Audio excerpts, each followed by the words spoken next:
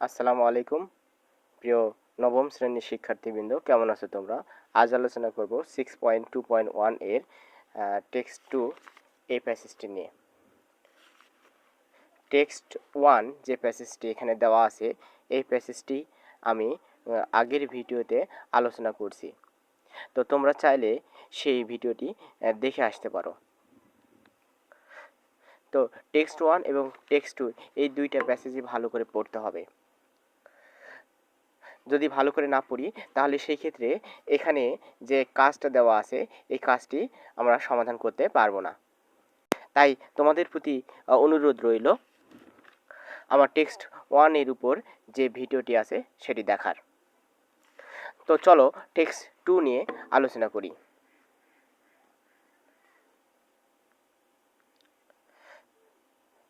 দেওয়া আছে culture and civilization involve shared values, beliefs, norms, and custom that guide the behavior of individual within a society. সংস্কৃত এবং সভ্যতায় থাকে সার্বিক মূল্যবোধ, বিশ্বাস, নীতি এবং প্রথা, যেগুলো সমাজের ব্যক্তিদের আচরণ এর পথ প্রদর্শন করে। এরপর বলছে civilisation tend to be broader in scope than culture.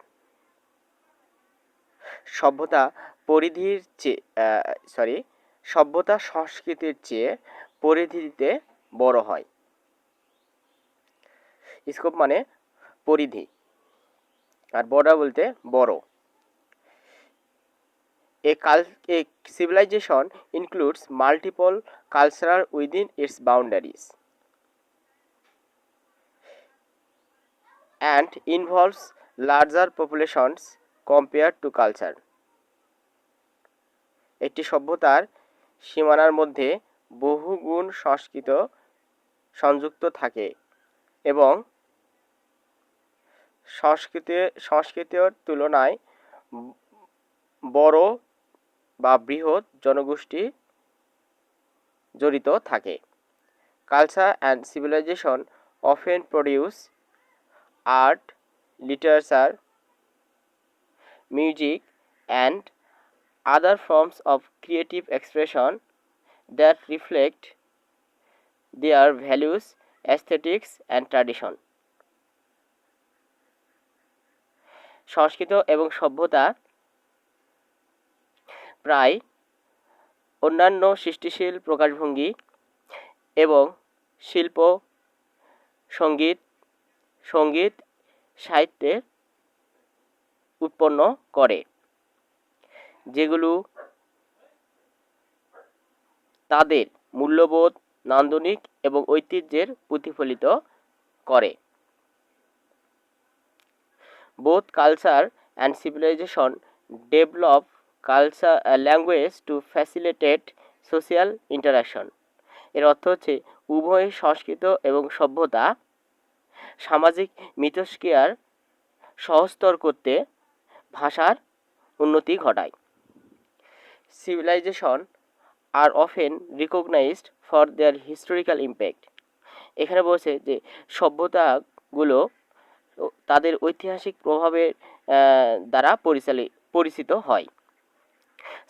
যেমন the civilization of Egypt, Greece or China, যেমন চায়না অথবা গ্রিস এবং মিশরের যে সভ্যতাগুলো।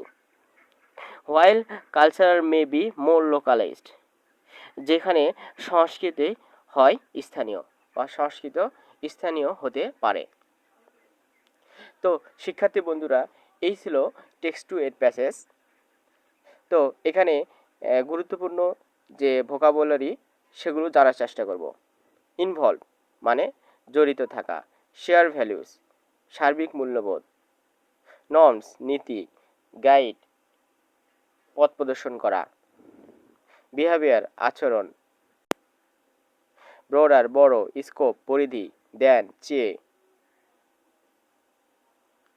এরপর বলছে যে মাল্টিপল বহুগুণ, ইনভলভ জড়িত থাকা,